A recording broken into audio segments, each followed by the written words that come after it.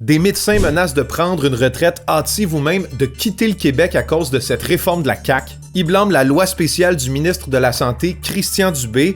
Je vous résume ce qui leur pose problème. À l'aide d'une loi spéciale adoptée la fin de semaine dernière sous bâillon, le gouvernement de la CAQ a pu faire passer le contenu du projet de loi 106, un projet de loi très controversé chez les médecins.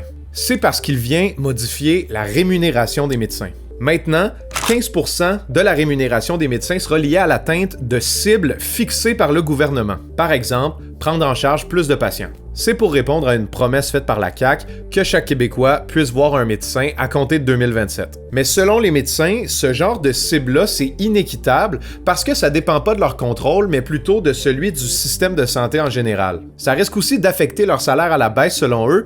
En plus de ça, la loi spéciale vient geler le salaire des médecins jusqu'en 2028. Dans le meilleur des cas, ils pourraient recevoir une augmentation de 2,5%, mais ça, c'est seulement s'ils atteignent certaines cibles fixées par le gouvernement, encore une fois. Bon, on a déjà beaucoup parlé dans les médias du salaire élevé des médecins au Québec, mais il semble que pour les médecins et pour le gouvernement, ce soit pas ça le fond du problème avec la loi spéciale.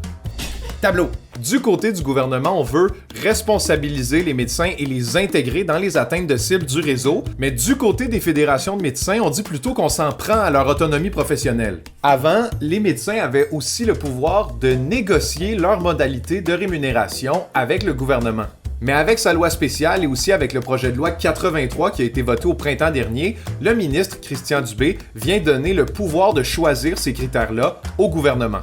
Le nouveau mode de rémunération encourage donc les médecins à prendre plus de rendez-vous, mais là, les médecins s'inquiètent de devoir miser davantage sur la quantité de rendez-vous plutôt que sur la qualité des soins donnés. Et finalement, des médecins s'indignent que la loi nuit davantage aux médecins spécialistes qui recevaient une grosse rémunération pour leurs actes médicaux. Et certains disent aussi que ça nuit aux femmes. Des études montrent que les femmes médecins prennent généralement plus de temps avec les patients, donc ils vont prendre moins de rendez-vous. Et il y a même l'inquiétude qu'une femme médecin qui prend un congé de maternité, par exemple, pourrait nuire aux cibles de performance de son groupe de médecins.